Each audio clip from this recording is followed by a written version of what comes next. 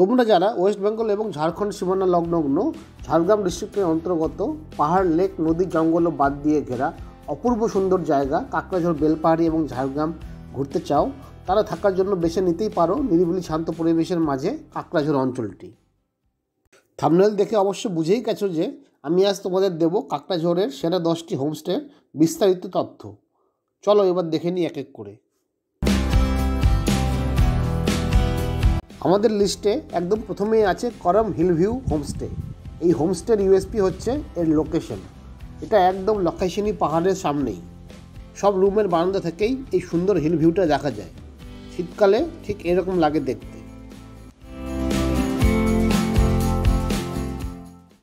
রুমগুলোর দেয়াল মাটির, আর দেয়ালগুলো গ্রাম্য জীবনের নানা ছবি দিয়ে আঁকা, আর সিলিংটা বাঁশের চাটাই দিয়ে ঢাকা। প্রতিটি রুমের সাথেই অ্যাটাচ বাথরুম আছে আর গিজার ফেসিলিটিও আছে। তবে এই হোমস্টেতে এখনও কোনো টেন্ট ফেসিলিটি নেই।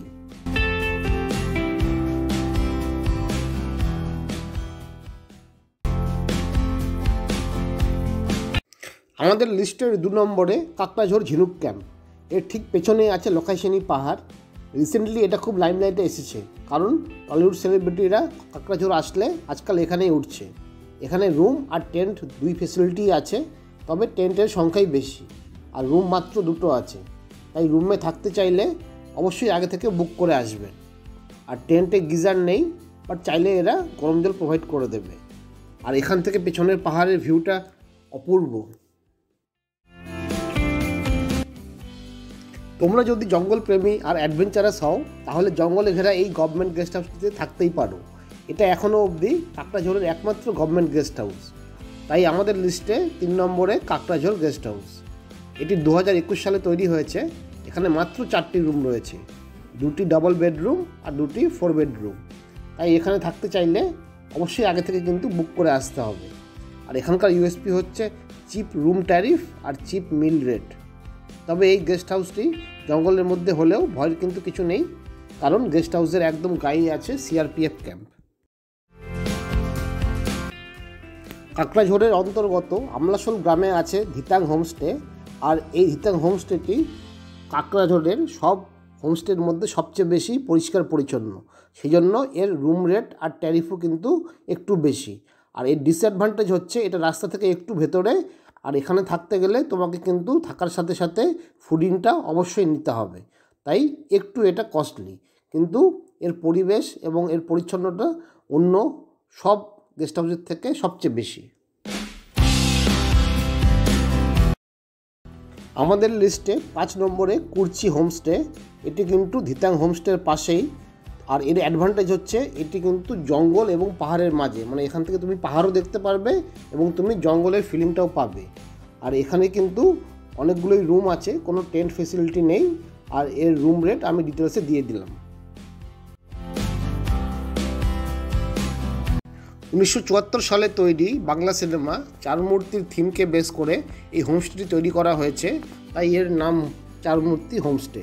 আর এটি আমাদের লিস্টে 6 নম্বরে আছে। এখানে 4 বেডের 3টি রুম আর একটি কটেজ আছে। আর বাকি ডিটেলস আমি স্ক্রিনে দিয়ে দিলাম।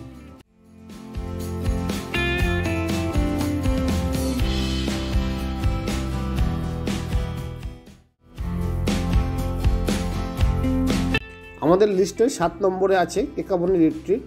আর এর অ্যাডভান্টেজ হচ্ছে এটা বেলপাহাড়ি কাকড়াঝোড় মেন রোডের একদম পাশেই। এখানে শুধুমাত্র সুইস টেন্ট আছে উইথ অ্যাটাচ বাথ, কিন্তু কোনো রুম নেই।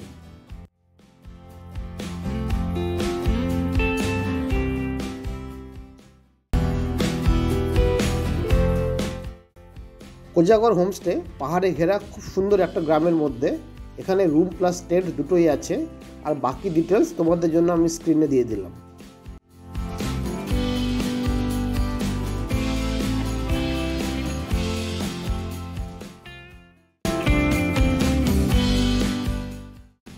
আমাদের লিস্টের একদম শেষে আছে বুরু সদম নেচার হাটস।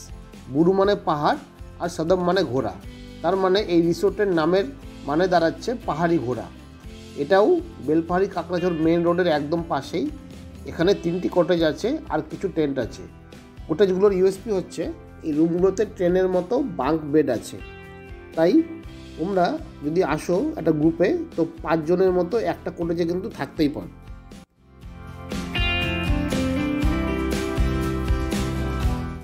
তোমরা যদি রাইডার হও তাহলে আমাদের বাকি ব্লগগুলি দেখে নিতে পারো আমাদের এই চ্যানেল থেকে।